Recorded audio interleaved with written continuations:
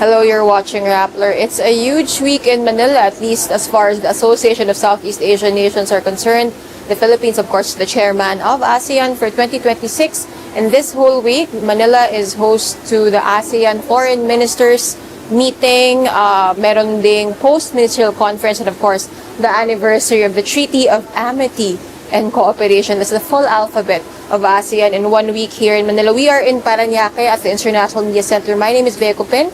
My colleague here is Lance Yu. We're both covering this entire week in ASEAN. So Lance, could you walk us through the formal opening of this week-long diplomatic frenzy that is the ASEAN AMM? Sure. Yeah, so earlier today around 10 a.m. that was when it started, and we heard from Foreign Affairs Secretary Lazaro.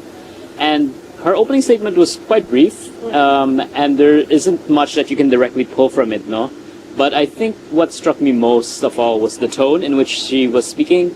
She was quite direct in saying that what we're seeing now is a very different kind of world. So the words that she used quite specifically were a time of upheaval, uncertainty, and unpredictability. So from that alone, you can quite see that things are changing. And if I could read a bit of a statement that she said, cooperation is no longer a choice. It is a strategic necessity. In a fractured global landscape, no single nation can weather these storms alone. So as you can see, the way that she views it, it's like the end of an era. It's a very different multipolar world. So that's the vibe that we're sort of getting from her. She also spoke a bit about the agenda for the plenary session. So she mentioned the review progress of ASEAN community building, discussed the progress of Philippine chairship and deliverables, efforts in strengthening ASEAN's external relations, and considering the outcome documents to deepen ASEAN's cooperation. So, as you can see with the language of these type of events, it's quite opaque sometimes, and the subject matter itself is medyo esoteric. So maybe Bea, if you could help us decode what these mean. Yeah, just to zoom out a little bit, the Philippines chairmanship of ASEAN 2026, parang heading into it pa lang, we were very much aware of shifts in, you can say, the rules-based international order, at least how the world currently works. At that time, yung pinaka-pressing concern perhaps would have been the Cambodia-Thailand border crisis, yung just a few months ago, but for instance, the US-China competition and how ASEAN plays in that, right? A lot of things have changed. Of course, everyone knows in late February 2026, the US and Israel launched a war on Iran that has affected the global oil supply and oil prices. Lance will talk more about that in a bit. But just for added context, so itong AMM at PMC, kumbaga, you can think about it as a preview of the biggest event under ASEAN, which should be the November summit, also here in Manila. Yun leaders level conference or leaders level meetings and summits yun. So of course, all the ASEAN foreign ministers are already in Manila because nga nag-meet na sila kanina, AMM, nag-retreat, nag-plenary. So that would be the 10 foreign ministers of ASEAN, including Secretary Lazaro. Myanmar cannot or is not yet allowed to participate in terms of like their political leaders, but they do send their permanent secretary of the Ministry of Foreign Affairs to represent their concerns and their views in ASEAN. So just to mention na parang yung mga foreign ministers na pupunta dito, one Secretary of State, Marco Rubio, has already arrived in Manila. He posted several photos of the U.S. Ambassador Lee Lipton welcoming him. It's his first visit to Manila as State Secretary, if you would believe that.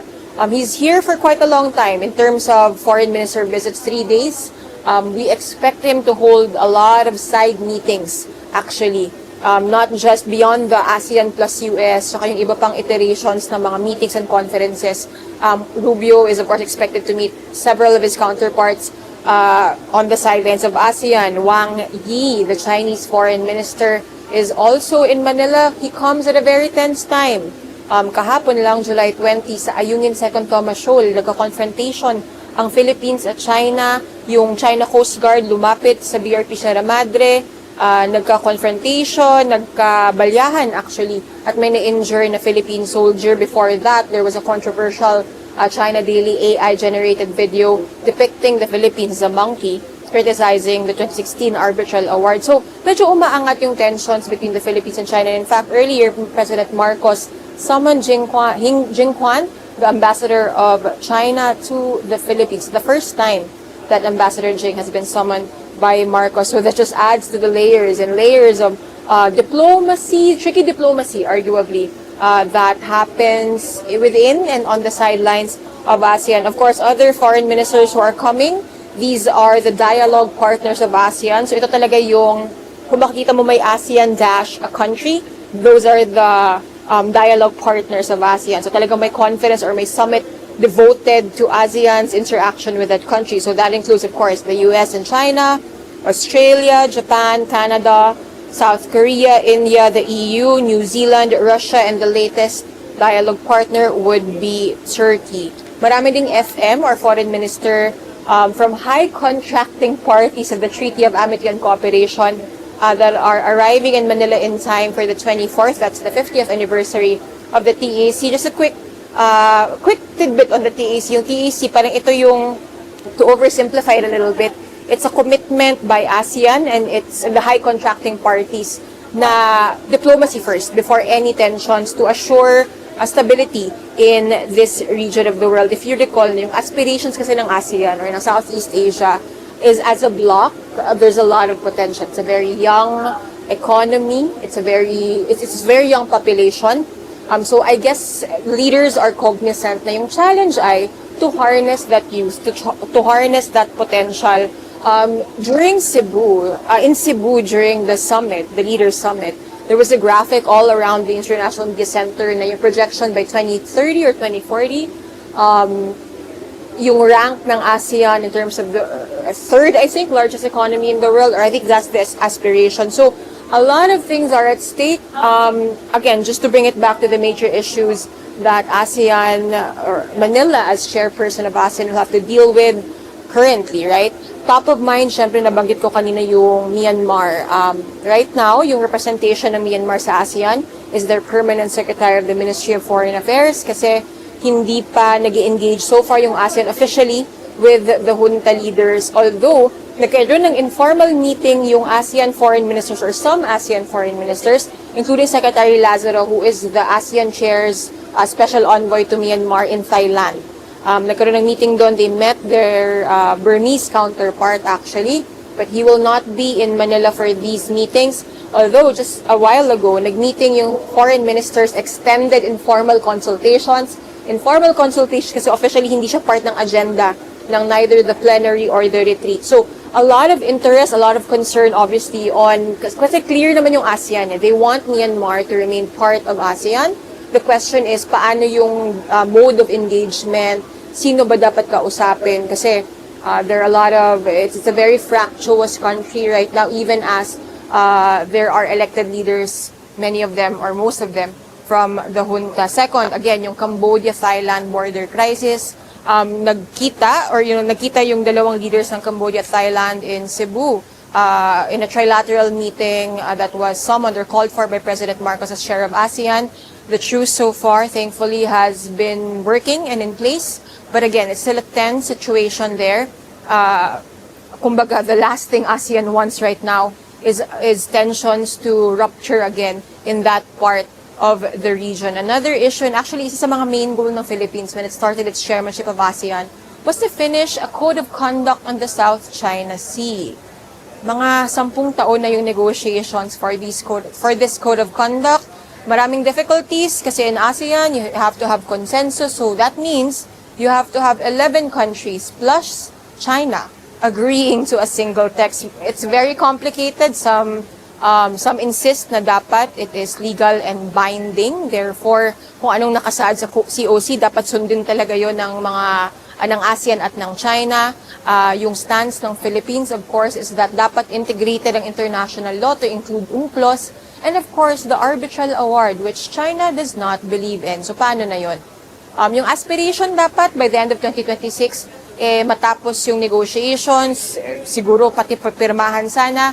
But more and more, I think, experts and observers are of the opinion na mukhang hindi talaga matatapos ang COC by this year. But we'll see But touching on the South China Sea, like I mentioned kanina, kahapon lang nagkaroon ng confrontation yung Philippines at China doon sa Ayungin or Second Thomas Shoal kung saan nakasadsad ang BRP Sierra Madre since 1999. So this is the first tense na confrontation, physical confrontation between China and the Philippines since June 2024.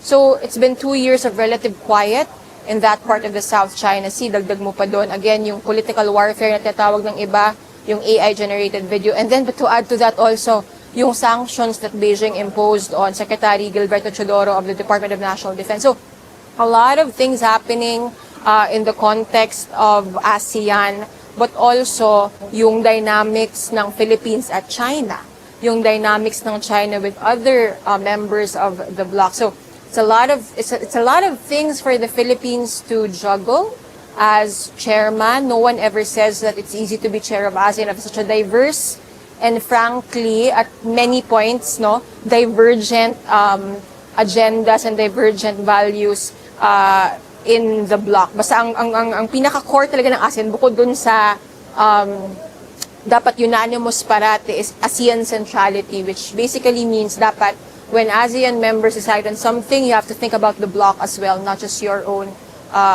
ambitions as a country or goals as a country. So, but to add to that, yung isa pang kailangan isipin ni Philippines, especially in ASEAN as a bloc, is trade, the economy and energy. So, isa sa mga issues that was already persistent heading into 2026, of course, is the US under Donald Trump. Malaking issue siya or malaking concern siya how, if you recall, diba, in 2025, Trump tried to impose tariffs unilaterally to all countries in the world. One of the highest rates, if I'm not mistaken, was a lot of countries in Southeast Asia, so that was a pressing concern.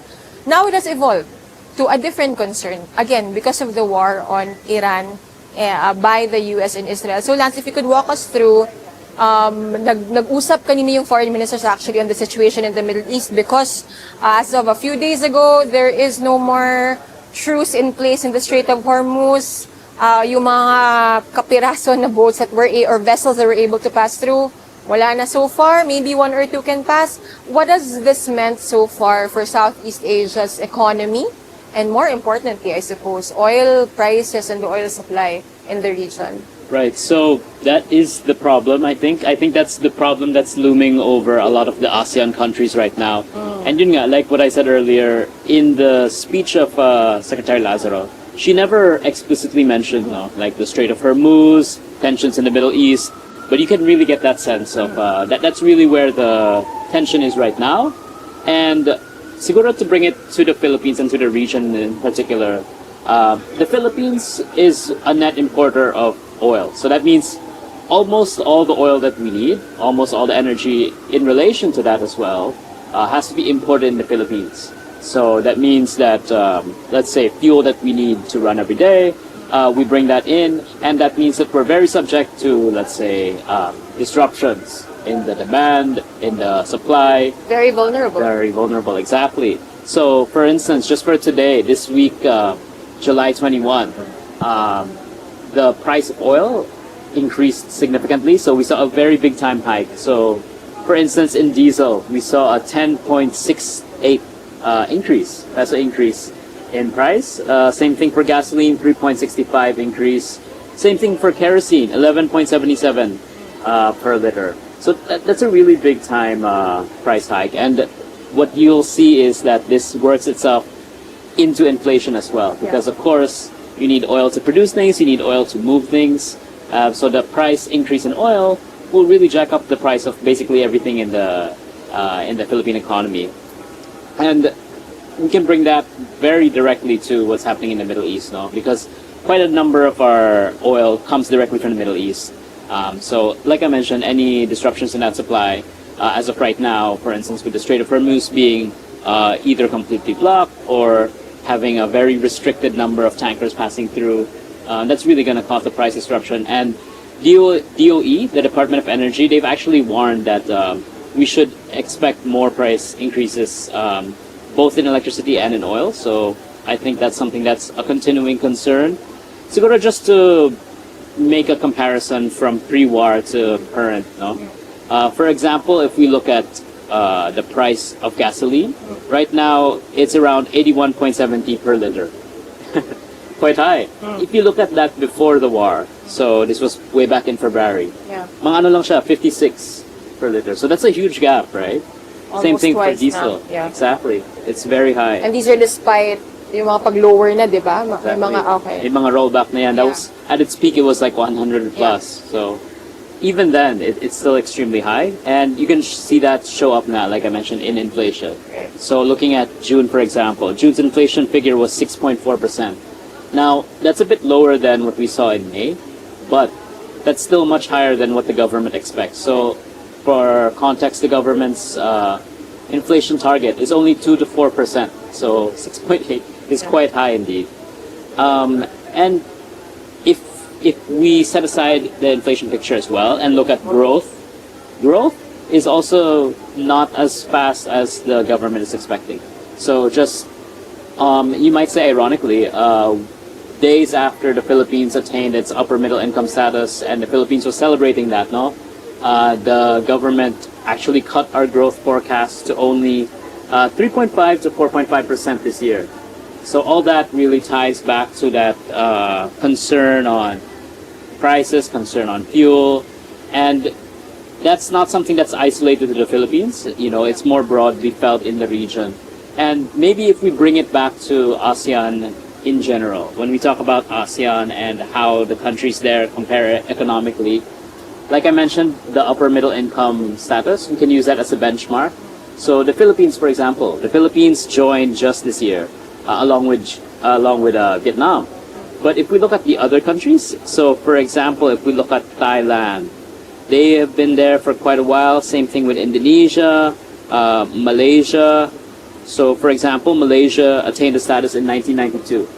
Meanwhile, we've only attained it in 2025. So Yeah. there's definitely a lag or there's definitely a lot of ground that the Philippines has to catch up on. So yeah, I think that all being said, no, what we're gonna see in the next few days, next few weeks, whether it's in relation to international order or whether it's in relation to economic impact, all of that's going to be something that we'll be watching very closely. Yeah. And I think ASEAN, from what we've seen before, there tends to be siguro like a lag, Yeah. or it takes some time to decide on things Yeah. because nga, like you mentioned, consensus.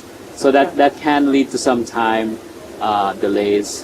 But when we were listening to Secretary Lazaro earlier, no, she kept bringing back over and over that the situation today demands greater urgency. So that was her exact word, greater urgency. So I guess we will see. We will see. No, over the coming Urgency days. means a very different kind of pace in ASEAN. Just to connect to what Lance was earlier talking about, nung May, at the leaders level meeting, nag-agree yung ASEAN leaders, minus Myanmar of course, that among many of their agreements, yung framework on how to make the region a little more resilient to these fluctuations in the oil market in terms of supply and pricing.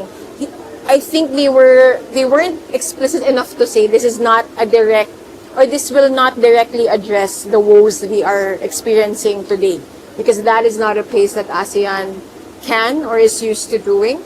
So they're thinking future-wise, like if this happens again to not even the Middle East but a different part of the world, how do we shield ASEAN from these shocks? And I think it goes back to esoteric, yes, yung discussions dito, but ultimately kasi the discussions made in ASEAN, whether it's FM, foreign ministers, trade ministers, economic ministers, or even that at the leaders level, they will ultimately affect a huge chunk of the world's population here in Southeast Asia. Again, yung potential of Southeast Asia, na in decades to come, it stands to be one of the biggest economies in the world. But again, the challenges persist, like Lance mentioned. So much potential, upper middle income status, and yet not all ASEAN nationals really feel that kind of relief from these meetings and from these agreements. So we will be here until the end of the week. Foreign ministers will be here until the end of the week. Lance will be here with me covering different parts of ASEAN.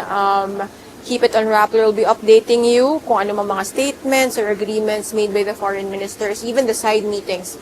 We'll look forward to that. Who is Rubio meeting here in Manila? Who is Wang Yi meeting here in Manila? Secretary Lazaro is, I think, meeting with everyone who is visiting Manila. But thank you for watching. Keep it on Rappler.